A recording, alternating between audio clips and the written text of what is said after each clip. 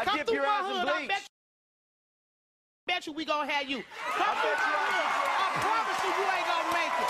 I promise you, you ain't. I promise. With lethal amounts of it. I don't know why. I don't know why. If I say no, why my hand still goes to my mouth. Their extreme eating is swelling their livers, putting strain on their hearts, and making them immobile, dying.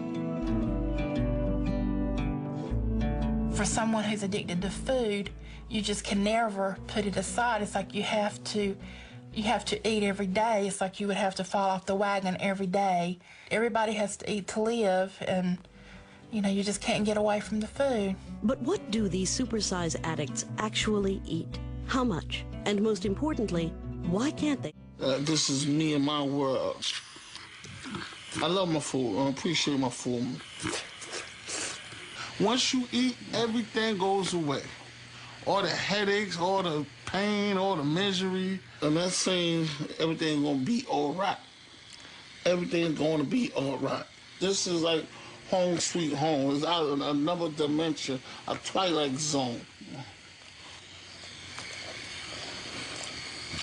It's morning in Ashland, Kentucky, and a masked man is about to take stupidity to a whole nother level. It all begins with a gun stuck in a clerk's back at this ice cream shop. But this isn't just any gun. Well, she thought it was a gun, and then we found out it was a staple gun. How desperate do you have to be to use a stapler gun? I mean, come on. Are you a robber or a carpenter? It's a stapler gun, ain't it? I'll put somebody's eye out with this thing, man. Look, watch here. Click. Oh! You'd have to staple somebody a whole lot to actually kill them. I know it says sharpshooter on the staple gun, but come on. I mean, a letter opener would have been better. Cops quickly alert area businesses to be on the lookout. But with cash and stapler in hand, the robber makes his second dumb decision of the day and heads for the Ponderosa next door. Yahoo! A place where he'd applied for a job the day before. He had a sweater on when he was coming around the back, coming in the back doors, and when he come out of the bathroom, he had totally different clothes on. And that's when we took off chasing him across the parking lot. I think changing clothes, brilliant idea. If he hadn't been there to apply for a job. You're looking for a cook? Probably going to be recognized. That's called planning ahead in the wrong way. The feeble-minded felon then decides to run all the way home, which is conveniently right across the street from the ice cream shop and the Ponderosa. He's changing his clothes so no one will recognize him, but then he walks across the street to his house? I mean, that just makes no sense. Now, how dumb is that?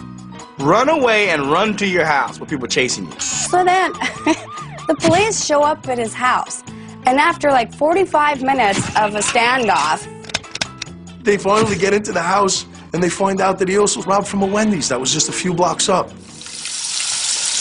You definitely don't want to rob places that are within walking distance, especially within a stone's throw of your house. It just doesn't seem to make sense. You're around the area a lot, people might recognize you. The local looter turns out to be Gerald Rocci, who was arrested and charged with first-degree robbery, misuse of office products, and being a really bad neighbor. 110, did they say they had him stacked on Fox? Oh, shit!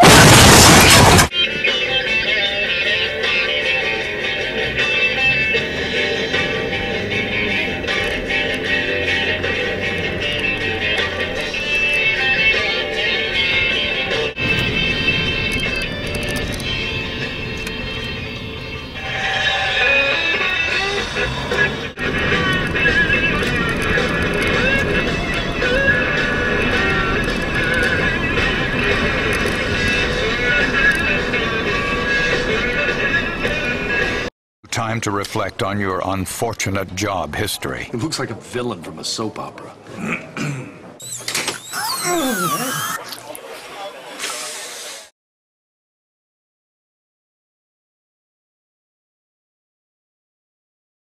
It can be hard to know when you need a new job.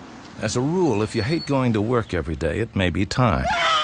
If you hate going to work somewhere else, you cry constantly, and you daydream of punching small animals. Oh dear. It may be time.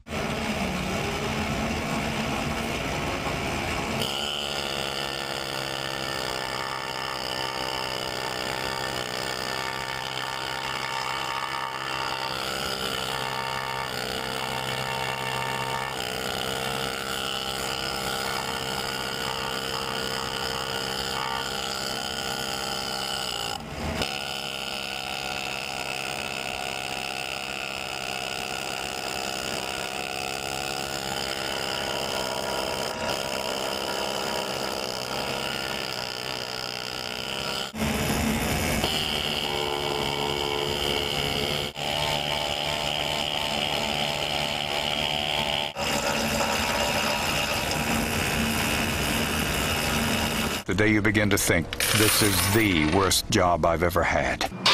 Second worst. It's the day you ask, is this job the best use of my God-given talents?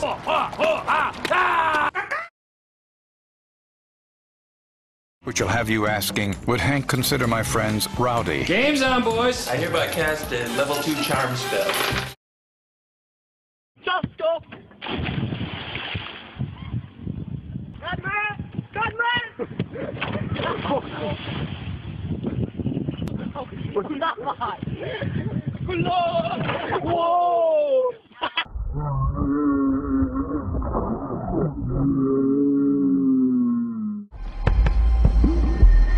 Alright, we're gonna beat up a bum here. It's a shocking phenomenon, a sadistic pastime for all too many teenagers. Bum bashing, brutally attacking the homeless. Caught on surveillance video, they beat them with bats, taser them, and that ball of fire is a homeless person being torched. Where'd you hit him? These teens in Canada actually videotape their assaults, this time using a steel bar to the man's face. Oh man, that would have hurt. And when they're done, they urinate on their victim. Hundreds of videos of homeless people being assaulted are all over the internet, fueling even more attacks. You got something you need to say? I'm gonna tell you like this. I didn't want Thomas anyway. I've been sleeping with him ever since I've been in high school. So what is you talking about? Since high school? Yeah, since high school. But don't run behind. He at my house.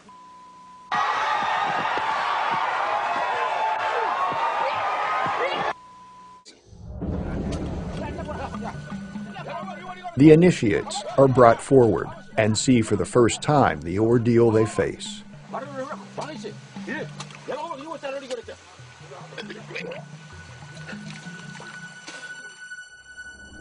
Elders shove several feet of pit-pit cane down the backs of their throats, then pull it out, so they retch again and again. Then it's the novice's turn. Pune empties his stomach into the stream. Next, to get rid of contaminants they may have breathed, the men ram sharp reeds deep into each other's nostrils.